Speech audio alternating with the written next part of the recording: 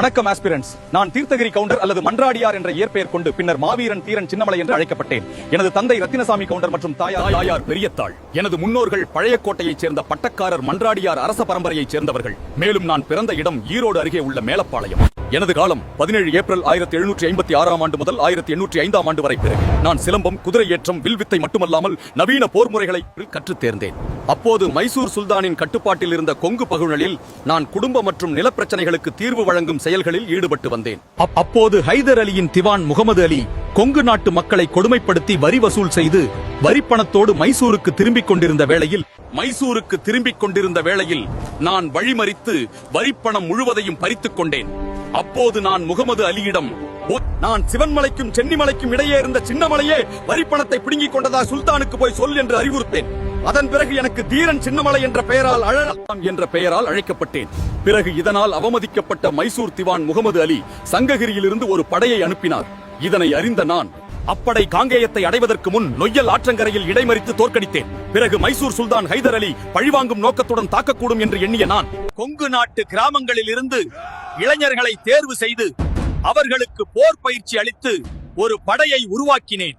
பிறகு ஹைதர் அலி இறந்த பின் அவரது வாரிசாக திப்பு சுல்தான் ஆங்கில ஆதிக்கத்தை எதிர்க்க நான் மாவீரன் தீரன் சின்னமலை எனது ஆதரவையும் உதவியையும் வேண்டினார். நான் அதனை ஏற்றேன். பிறகு எங்களது கூட்டுப்படைக்கு பிரெஞ்சு போர் வல்லுநர்கள் பயிற்சி அளித்தனர். அதன் பின் 4ஆம் மைசூர் போரின் போது எனது வீரர்கள் திப்பு சுல்தானின் தலைமையின் கீழ் மாலவள்ளி போர் முனையில் ஆங்கில படையை எதிர்த்து போரிட்டனர். இப்போரில் திப்பு சுல்தான் கொல்லப்பட்டார். அதன் பிறகு நான் கொங்கு நாடு திரும்பினேன். ஆங்கிலேயர்களை எதிர்கொள்வதற்காக ஓடா நிலை என்ற இடத்தில் ஒரு வலிமை மிக்க அரண்மனையை எழுப்பினேன். மேலும் பீரங்கிகள், துப்பாக்கிகள் தயாரிக்கும் தொழிற்சாலையையும் உருவாக்கினேன். பிறகு அக்கோட்டையின் உள்ளிருந்தே ஆங்கிலேயர்களை கம்பெனியுடன் போரிடுவதற்காக விருப்பாச்சி கோபாலநாயக்கர் பேகர், பரமத்தி வேலூர் அப்பச்சி கவுண்டர், சேலம் ஆத்தூர் ஜோனி, ஜான் ககன், பெருந்துறை குமாரால் வெள்ளை, ஈரோடு வாரணவாசி ஆகியோருடன் கூட்டணி சேர்ந்தேன். மேலும் ஆங்கிலேயரின் கோயம்புத்தூர் கோட்டையை தாக்க மருது பாண்டியரின் உதவியை பெற முயன்றும் முடியாததால் தான் திட்டத்தை மாற்றிக்கொண்டு திட்டமிட்டதற்கு ஒரு நாள் முன்னதாகவே கோட்டையை தாக்கினேன். இதில் கம்பெனி படை 49 பேரை தூக்கிடுவதற்கு வழிவகுத்தது.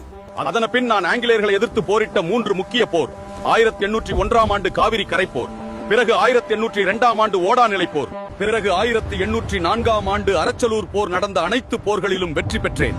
இறுதியாக 1805 ஆண்டு நடைபெற்ற போரில் பிறகு நல்லப்பன் என்ற சமையல்காரனால் காட்டிக் கொடுக்கப்பட்டு என்னையும் எனது சகோதரர்களும் கைது செய்யப்பட்டு சங்ககிரி சிறையில் அடைத்தனர். சிறையில் என்னை ஆங்கிலேயரின் மேலாதிக்கத்தை ஏற்கும்படி பணிந்தனர். ஆனால் அதனை நான் எதிர்த்தேன். இதனால் 1805 ஆண்டு ஜூலை மாதம் 31 நாள் மாவீரன் தீரன் சின்னமலை ஆகிய என்னையும் மற்றும் எனது சகோதரர்களையும் தூக்கிலிட்டனர்.